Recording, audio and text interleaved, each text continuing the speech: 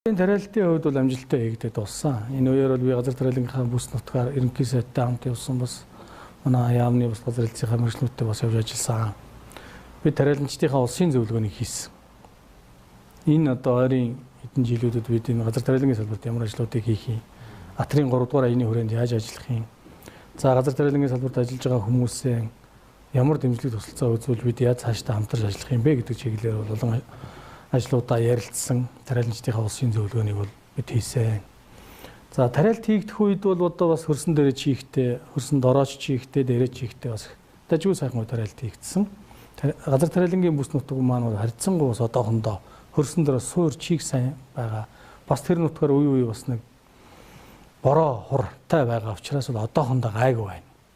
Гэхдээ бид бол цагуурын авсан мэдээллээр бол энэ 6 сарын 20-оос хойш бол бороо хур нэлээд орно гэсэн мэдээлэлтэй байгаа учраас бид бол бас харьцангуй сэтгэл санаа гайгүй тайван байна тариаланчдын хувьд. Тэгээ манай малчтын хувьд бол би Монгол улсынхаа бүхэл газараар явлаа. Бас алаг цогтой байна, зоншлог. Зарим газар зарим суманд сайхан, нөгөө суманд нь жоохон таруухан. Одоо бороо хурал хэрэгтэй байна. Энэ чиглэлээр бол Монгол улсын засгийн газар хүнсэтэй аж ахуй яам нэлээд арга хэмжээнүүдийг авсан. За үүлэнд одоо зарим газар бол үүлэнд зориудаар нөлөөлөх арга хэмжээг авч эхэлж байгаа. Мал аж ахуйн салбарын хувьд бол одоо бид үндсэндээ нэг 20.3 сая төлмөл хүлээж авсан. За төлийн бойжилт бол 98% амжилттай явж байгаа. Манай мал бол одоо үндсэндээ ингээд нэг 70 гаруй сая малтай болохоор ийм тоо гарч байгаа. Манай малчид бол одоо бас харьцангуй хүнс хөдөө аж ахуйн салбартаа, хөдөө аж ахуй, мал аж ахуйн салбартаа яамнаас гаргаж байгаа дэвшүүлэн тавьж байгаа тэр бодлого зорилтуудыг бол бас дэмжиж байгаа. Тухайлх юм бол тэр мал эрүүжил хүнсний хөтөлбөр малын удам хөгжлийг сайжруулах чиглэлээр малчид маш их дэмжиж байгаа. Тэр малын эрүүжүүлэх чиглэлээр энэ Оросын холбооны улстай хамтарч ажиллаж байгаа улсын мал эмнэлгийн ерөнхий газрыг эргэж сэргээж байгаад бол бүгдээрээ маш их талархалтай хандж байна. Тэгэхээр бид нэр засгийн газрын бас нэг бодлого өмнөх засгийн газраас ялгаатай юм бол бид ярьж чад ярьснаа заавал хийж байгаа. Хоос ярихгүй байна.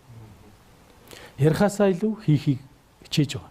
Жишээ нь малын удам хөгжлийг сайжруулах жилийн ажлын хүрээнд бол бид одоо манай малын удмын сангийнхан үйл ажиллагаанд ороод идэвхтэй ажиллаж байна. Бэлчээрийн мал аж ахуйн, нүүдлийн мал аж ахуйн хувьд бол бид тухайн бүс нутаг, аймаг, орон нутаг, уур амьсгал тэр нутгийнхаа одоо онцлог тохирсон нутгийн шилмэл мал сүргээр малынхаа удам хөгжлийг сайжруулах үржилд ашиглахаар ингэж бодлого гарсан. За дээр нь эрчимдсэн мал аж ахуйг хөгжүүлэх чиглэлийг бол бид баримталж байгаа. Тэгэхээр эрчимдсэн мал аж ахуйгаа бид яаж хөгжүүлэх юм? Бид ерөөсө тэжээлийн үйлдвэрлэлд төвшлөх хэрэгтэй. Тэжээлийн тариалтан дээр төвшлөх хэрэгтэй. Тийм учраас газар тариалангийнхаа бүс нутгийг түшиглээд эрчимдсэн мал аж ахуйг хөгжүүлнэ. Эрчимдсэн мал аж ахуйн чиглэлээр бол бид гаднаас мах сүүний өхөр оруулж ирэх ажил байж байна. За саяхан бид одоо үндсэндээ 10 хоногийн өмнө Франц улсаас 657 ширхэг 4 төрлийн хонийг одоо оруулж ирлээ, онгоцоор оруулж ирсэн.